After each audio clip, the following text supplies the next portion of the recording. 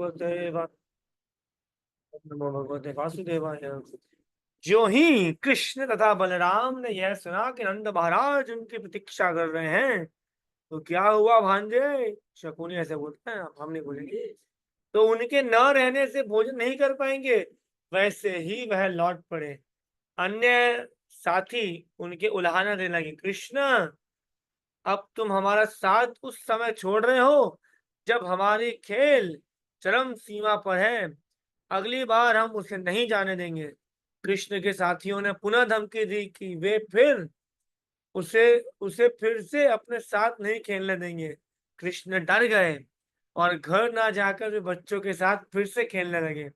उस समय माता यशोदा ने उन बच्चों को डांटा और कृष्ण से कहा, क्या तुम अपने को राह चलता बालक समझते हो?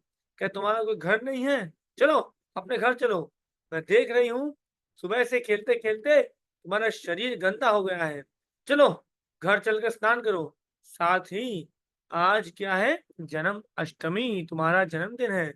अतः तुम्हें घर चलकर ब्राह्मणों को गायों का दान करना है।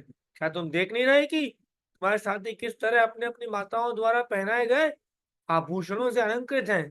तुम्हें भी स्वच्छ होकर सुंदर वस्त्र तथा आभूषणों से अलंकृत हो लेना चाहिए।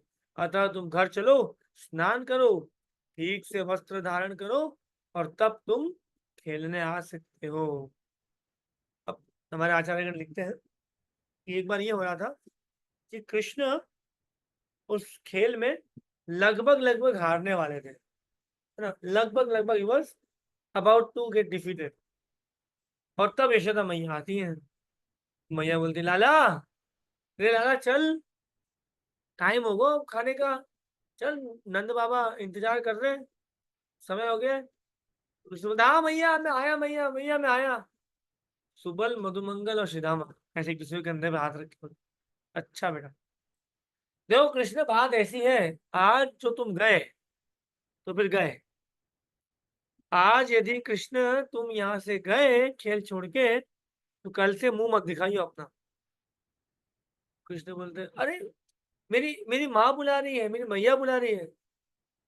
जो बुलाए, मेरे को हमको कोई फर्क नहीं पड़ता। आज यदि तुम गए तो तुम सोच लेना। अब कृष्ण बैठ के सोचते, क्या करूं मैं, क्या करूं मैं, क्या करूं? वहां मैया चला, लाला, अरे ओ लाला, आजा, कलेवे का समय हो गया है। तो यहाँ पर तीनों दोस्त देख ले, जो करना हो देख ले। कृष्ण सब छोड़ छाड़ के वापस आते हैं भाग के, नहीं नहीं मुझे खेलना है, नहीं मुझे खेलना है, पक्का ना? हाँ हाँ मैं खेलूंगा, मैं खेलूंगा। और मैया वहां से चिल्ला रही, अरे लाला, अरे आजा, कृष्णा, लल्ला, कन्हैया। बोलते, नहीं नहीं मैं खेलूंगा, मैं खेलूंगा। और पूरा खेल खत्म करके हार के सब करके लेनी गोस। क्यों? क्योंकि उनको खिलाएंगे नहीं। एक और बात लीला होती है कि कृष्ण हारने वाले होते हैं ऑलमोस्ट। वो बोलते हैं, अच्छा अब बस हो गया, अब कुछ और गेम खेलते हैं, कुछ और नया खेल खेलते हैं। बोलते हैं, पर अभी तो ये खत्म नहीं हुआ। बोलते, नहीं नहीं नहीं बस अब और कोई खेल खेलते हैं। तो सब सखा बोलते, ठीक है, आज से तेरे को खिलाएंगे नहीं हम, या? तो कृष्ण भी ऐठ में आके बोलते, हाँ तो क्या हो गया, तो क्या हो गया, मैं कृष्ण हूँ, कोई बात नहीं, मैं खेल लूंगा। सखा बोलता, ठीक है, खेल लो। और यहाँ पर सब सखा अपना कोई ना कोई खेल खेले जा रहे हैं, आनंद में हाहा ठिठोली करे जा रहे हैं, मजा लिए जा रहे हैं। और यहाँ पे कृष्ण, कृष्ण कौन है? असंख्य ब्रह्मांडों के जो नायक हैं, अधिपति हैं, वो कृष्ण है। वो रो रहे हैं, वो रो रहे हैं ये सोच के, ये बोल के कि जिस असंख्य ब्रह्मांड का मैं नायक हूँ, जो गोलोक और वृंदावन छोड़ के मैं यहाँ आया हूँ खेल खेलने के लिए, मेरे भक्तों के साथ, मेरे मित्रों के साथ आनंद के आनंद का आदान प्रदान करने के लिए, वो मुझे नहीं खिला रहे हैं। सारे देवी देवता चकित हैं कि ठाकुर जी रो रहे हैं। और ऐसे छोटे मोटे नहीं, ऐसे मतलब मोटे मोटे आंसू जोर जोर जोर से बिलक बिलक के रो रहे हैं। और सखागण पिघल नहीं रहे।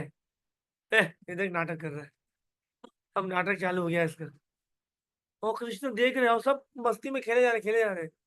फिर कृष्ण अपनी भूल स्वीकार करते हैं जाके माफी मांगते हैं, बोलते अब तो नहीं करेगा, नहीं मुझे भी खिला लो, नहीं करूंगा, अच्छा ठीक है ड्रामा बंद कर, अच्छा खेल ले। ये है देखिए साक्ष्य रस वृंदावन का भगवान कृष्ण के साथ। जब भगवान बोलते हैं कि अरे मेरे पास 9 लाख गैया है, तुम क्या ऐसे वैसे बातें करते हो, तब सुबल सखा क्या बोलते हैं, तुम्हें कौन बड़ा लोग, हमें तुम्हें शर्म, मेरे बाबा के पास 11 लाख गैया है, और तुम क्या गैया की बात करते हो, वृषभानु महाराज के पास तो इतने तो खाली बैल है, इतने तो वापस गैया है, और गैया तो कितनी है इसका तुमको पता भी नहीं है। कृष्णा का मुंह इतना छोटा सा हो जाता है, बोला, ठीक है खेलते खेलते अपन खेलते खेलते, दिस इज आनंद। इस प्रकार से माता यशोदा उन कृष्ण तथा बलराम को वापस ले आए जो ब्रह्मा तथा शिव जैसे देवताओं द्वारा पूजनीय है। वे उन पुत्रों के रूप में, वे उन्हें अपने पुत्रों के रूप में मान रहे थे। जब कृष्ण तथा बलराम घर आए तो माता यशोदा ने उन्हें दृढ़, ये दूध होगा बेसिकली, से नहलाकर आभूषणों से सज्जित किया। इन्होंने ब्राह्मणों को बुलाया और कृष्ण के जन्मदिन के अवसर पर उनके हाथों से अनेक गायें दान कराई। इस प्रकार उन्होंने घर पर कृष्ण का जन्मदिन मनाया। एक और बात पता है क्या है, बहुत इंपॉर्टेंट चीज है हमारी सभ्यता सीखने की।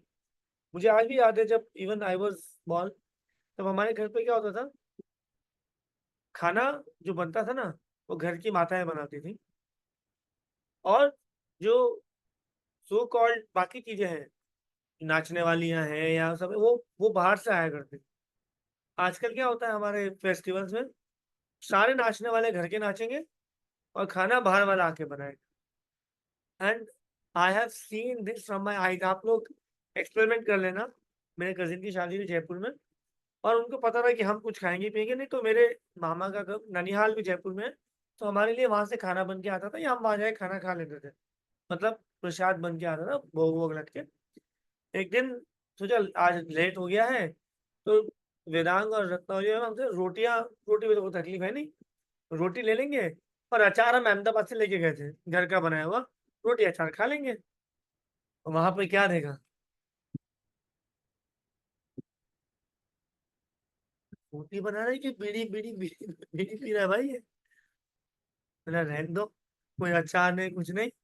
घर पे फोन किया मामा के, मामा बोले ठीक है आ जाओ, घर पे खाना तो तैयार है ही। हम गए वहां जाके पोहा वहा बना था, खा पी के आ गए। तो अब समझिए ना, शादी ब्याह में कौन क्या बीड़ी सिगरेट क्या पी रहा है क्या पता। इसीलिए avoid eating outside and cook at home, offer सात्विक प्रसाद पाइए। ऑफ कोर्स गोविंदास वगैरह की बात अलग है, वहां पे कभी कभार हम जा सकते हैं। इस घटना के पश्चात वयोवृद्ध ग्वाले एकत्र हुए और नंद महाराज ने उनकी अध्यक्षता की। सभी ने मिलकर परामर्श दिया कि असुरों के कारण महावन में होने वाले उत्पातों को किस प्रकार रोका जाए। इस सभा में नंद महाराज के भाई उपनंद उपस्थित थे। वे विद्वान और अनुभवी माने जाते थे। अच्छा किसी को पता है नंद महाराज जी कितने भाई थे?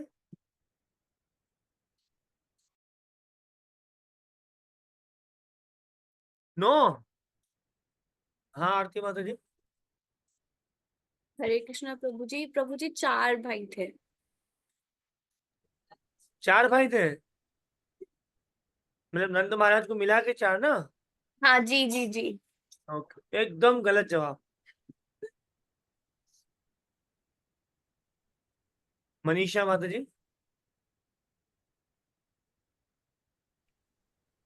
यस प्रभु जी, वो 5 भाई थे। 5 भाई थे, नाम पता है किसी को? पता नहीं। नंद, नंद, नो। कोई बात नहीं। नंद, ठीक है, सबसे बड़े भाई का नाम था उपनंद, सॉरी नंद महाराज के जो थे, हाँ एल्डर ब्रदर उपनंद अभिनंद, और छोटे भाई सनंद और नंदना, और नंद महाराज। उसमें सबसे क्वालिफाइड थे, मतलब उम्र के हिसाब से, उपनंद। देखिए भाईचारा कैसा होता है, पिछले सालों में कैसा हुआ करता था। उपनंद महाराज को, या उपनंद को, उपनंद प्रभु को, या उपनंद महाराज को महाराजा बनाने की बात हुई। अब उपनंद ने क्या कहा पता है, कि नहीं, हमारा जो बीच का भाई है नंद, नंद हम सब में सबसे ज्यादा बुद्धिशाली है और नंद को ही राजा बनाना चाहिए। आजकल तो एक 2 कौड़ी के फार्म हाउस के लिए लोग जान ले लेते हैं भाइयों की, और वहां पे पूरा का पूरा राज्य दे दिया कि नहीं, क्वालिफाइड कौन है, नंद, इसीलिए नंद को राजा बनाओ। और नंद महाराज क्या बोले पता है कि जैसे आपकी आज्ञा पर उपनंद जो है मेरे बड़े भाई, सारा राज्य जैसा वो बोलेंगे वैसा हम चलाएंगे। उपनंद की बातों में सब चलता था, यही हम पढ़ेंगे आगे। वे विद्वान थे, कौन, उपनंद उपस्थित थे, विद्वान थे, अनुभवी माने जाते थे और कृष्ण तथा बलराम के हितैषी भी थे। वे अग्रणी थे, अतः सभा को संबोधित करते हुए बोले, मित्रों, मित्रों, मोदी जी की तरह नहीं, अब हमें यहाँ से दूसरे स्थान पर चले जाना चाहिए, क्योंकि नित्य ही बड़े बड़े असुर आकर शांति भंग कर रहे हैं और वे नन्हे बच्चों को मारने के लिए विशेषज्ञ प्रयत्न करते रहते हैं। जरा पूतना और कृष्ण के विषय में सोचिए, यह केवल भगवान हरि की कृपा थी कि कृष्ण इतनी बड़ी असुरानी के हाथ से बच गए। इसके पश्चात भवंडर वाला असुर आया और उन्हें आकाश में ले गया, और भगवान हरि की कृपा से उसकी रक्षा हो पाई और वह असुर शिलाखंड पर गिरकर मर गया। हाल ही में यह बालक दो वृक्षों के मध्य खेल रहा था और अकस्मात क्या हुआ, दोनों वृक्ष धमाके से गिर पड़े, फिर भी बालक को चोट नहीं आई, तथा भगवान हरि ने पुनः इसकी रक्षा की। तो सोचिए, ये बच्चा या इसके खेलता बच्चा अन्य वृक्षों के नीचे आ जाते तो। इन सारी घटनाओं पर विचार करते हुए हमें निष्कर्ष निकालते कि स्थान अब सुरक्षित नहीं रह गया है, इसे हमें छोड़ देना चाहिए। और भगवान की हरि की कृपा से अभी तक सारे विघ्नों से बचता है। अब हमें सतर्क रहना होगा और स्थान को छोड़कर ऐसे अन्य स्थान में रहना होगा जहाँ शांति हो। मैं सोचता हूँ कि वृंदावन नामक जंगल में चलना चाहिए, जहाँ ताजे उगे हुए पौधे तथा झाड़ियां हैं, जो हमारे गायों के लिए अत्युत्तम चरागाह होगा। हम, हमारे परिवार, गोपियां तथा उनके बच्चे सभी वहां अत्यंत शांतिपूर्वक रह सकेंगे। वृंदावन के निकट ही गोवर्धन पर्वत है, जो अत्यंत रमणीय है।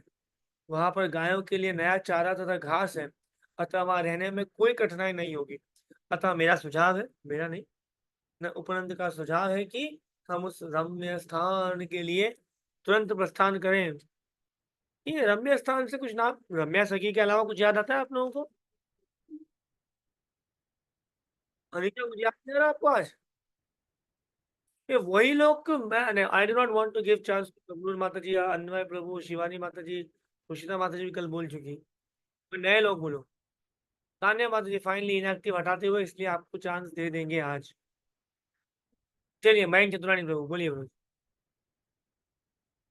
हरे कृष्णा प्रभु जी, दंडवत प्रणाम। वो वैष्णव भजन ना, वृंदावन रम्य स्थान है, वो वाला।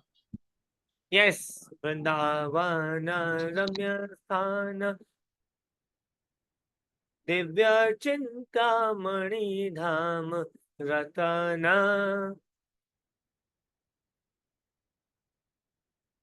Good, very good, you some people know the lyrics, is good.